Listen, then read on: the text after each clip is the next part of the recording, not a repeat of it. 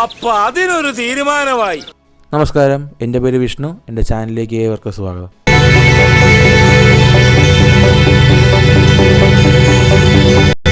കൂലി, ആദ്യം തന്നെ കൂലി എന്ന സിനിമയുടെ റിവ്യൂ അല്ല, എൻ്റെ ഒപ്പീനിയനാണ് ഞാൻ അവിടെ പറയാൻ പോകുന്നത്. നിങ്ങളുടെ അഭിപ്രായങ്ങൾ തീർച്ചയായും നിങ്ങൾക്ക് താഴെ കമൻറ്റ് ബോക്സിൽ രേഖപ്പെടുത്താവുന്നതാണ്.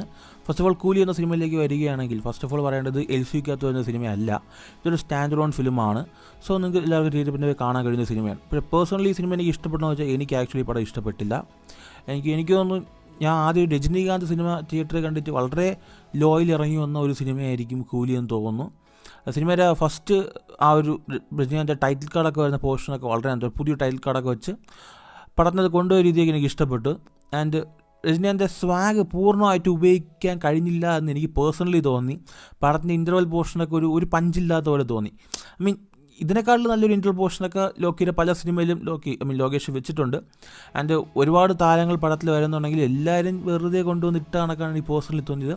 ആർക്കും ഒന്നും ചെയ്യല്ല. നാഗാർജുന ഒരു വില്ലൻ വേഷമാണ്, പക്ഷേ പുള്ളിയുടെ വില്ലനിസമൊന്നും പുള്ളി കുറച്ച് സൈക്കോ ആയിട്ടൊക്കെ പെരുമാറുന്നുണ്ടെന്നല്ലാതെ അത്ര ഒന്നും ഫീൽ ചെയ്യുന്നില്ല.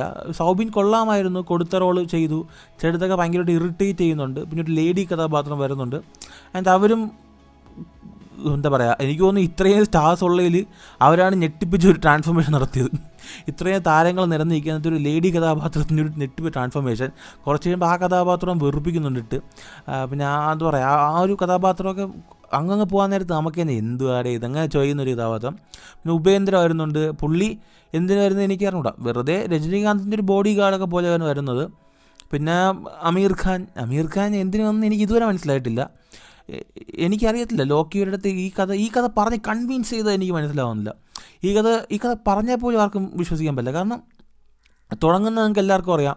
ആ ട്രെയിലറിൽ നിങ്ങൾ വിചാരിച്ച പോലെ തന്നെയായിരിക്കും. സത്യരാജിൻ്റെ മരണം, അത് അന്വേഷിച്ച് വരുന്ന രജനീകാന്ത കഥാപാത്രം. തുടർന്ന് എന്ത് സംഭവിച്ചു, അതിനുശേഷം ഒരു ഫ്രണ്ട്ഷിപ്പ് പെട്ടെന്നൊരു അച്ഛൻ മകൾ പാസമാവുന്നു. പിന്നെ അത് തൊഴിലാളികൾക്ക് വേണ്ടിയുള്ളൊരു പാസമാവുന്നു. അങ്ങനെ കഥയ്ക്കൊരു ഡിഫൈൻ ആയിട്ടുള്ള കാര്യമില്ല. ഡി-ഏജിങ് ആക്ച്വലി നന്നായിട്ടുണ്ടായിരുന്നു. സെക്കൻഡ് ഹാഫിൽ ഫ്ലാഷ് ബാക്ക് പോർഷൻ വരുന്നുണ്ട്. വളരെ ചെറിയ പോർഷനേ വരുന്നുള്ളൂ. രജനീകാന്തിൻ്റെ ആ ഒരു ചെറുപ്പകാലം യങ് വേർഷൻ ഡി-ഏജിങ് നന്നായിട്ട് കാണിച്ചിട്ടുണ്ടായിരുന്നു.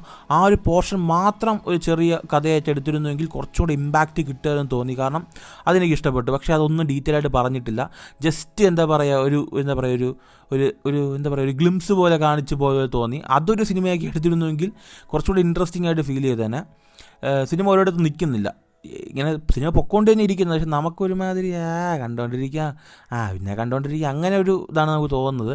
പിന്നെ പടത്തിനകത്ത് വരുന്ന ആ മോണിക്ക സോങ് ആക്ച്വലി കേൾക്കാൻ കൊള്ളായിരുന്നു. പൂജാ ഡാൻസ് കളിച്ചിട്ടുണ്ട്.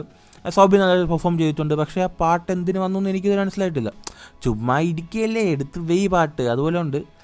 ആൻഡ് എനിക്ക് തോന്നുന്നത് നമ്മളുടെ നെൽസൺ എങ്ങനെയാണ് ഒരു ബീസ്റ്റ്, അതുപോലെ ലോകേഷിനൊരു കൂലി എന്നാണ് എനിക്ക് തോന്നുന്നത്.